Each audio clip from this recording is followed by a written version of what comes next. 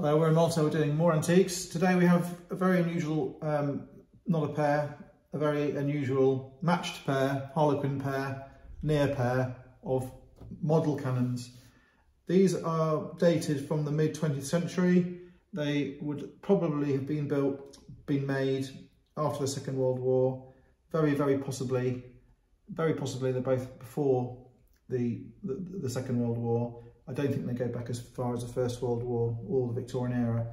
So what these are something called scratch made or scratch built trench art models.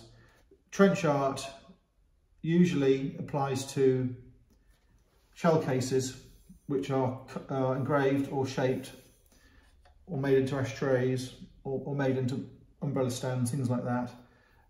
It can encompass things like semi-prisoner wear. It can be boxes, it can be pictures made of cloth, pictures made of straw. So trench art is a distinct type of thing. Scratch made means scrap made. It means a model usually, or a toy made with things found for nothing, found lying around. Now the idea with these shell cases or anti-aircraft gun cases is they would be in the sea, or they would be in huge heaps around the barracks and the gun emplacements in Malta after the Second World War. So fundamentally, just to reinforce what I'm saying, this is a shell case. The finial is applied, the spun or shaped piece of moulding on the top to make it look like a cannon is applied, and this is a hollow section.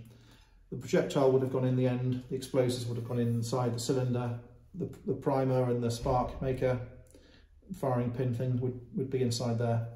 They've added those, they've added the finial, they've added the moulding to make it look like a cannon. They've made really nice hardwood, looks like rosewood or walnut or something like that.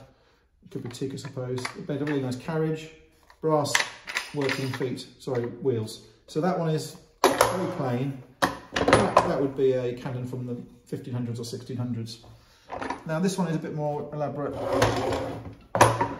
This has a Bakelite effects plastic. I think it's an early form of plastic. I don't think it's recent at all. This is made of more things. You have rivets, you have ramrods, dolphin hooks. It's a block board. It's not a plywood, it's a block board, but it's not a modern block board. You have lots of brass trim, you have copper trim. These are handles. This is a silver plated or chrome plated Maltese cross escutcheon. A bit of decoration they found somewhere, a curtain pole perhaps, for the finial on the bottom. A similar moulded muzzle as in the other cannon. But a bit more going on in this one. The carriage is a bit more elaborate, perhaps over elaborate. But it harks back to the Grand Masters who had bronze cannons, and I'm thinking of the Homespec cannon. I think that is the one which, sorry, yes, there's that one. There's the Wignacourt cannon, which is in the Royal Armouries, and they don't call it the Wignacourt cannon.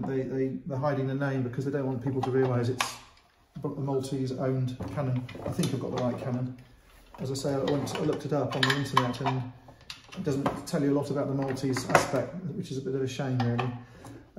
Super cannon, very smothered in masks and decoration, even the carriage. So 2 cannons, 20th century, World War II pedigree, scrap built, scratch made, semi-trench art.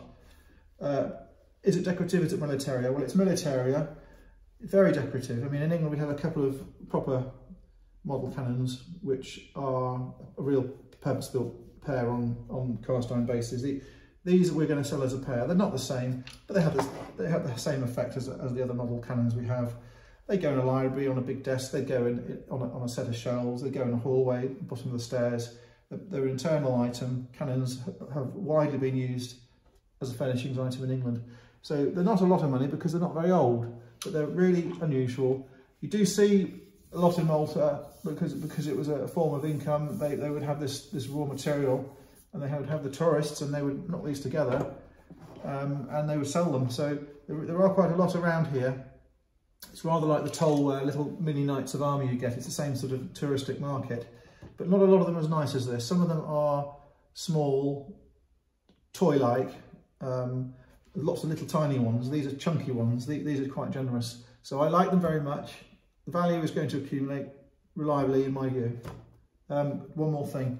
I'm not sure how easy it's going to be for anyone to ship these out of Malta because they're sort of semi-artillery. I don't know the rules. So be careful if you're going to ship them.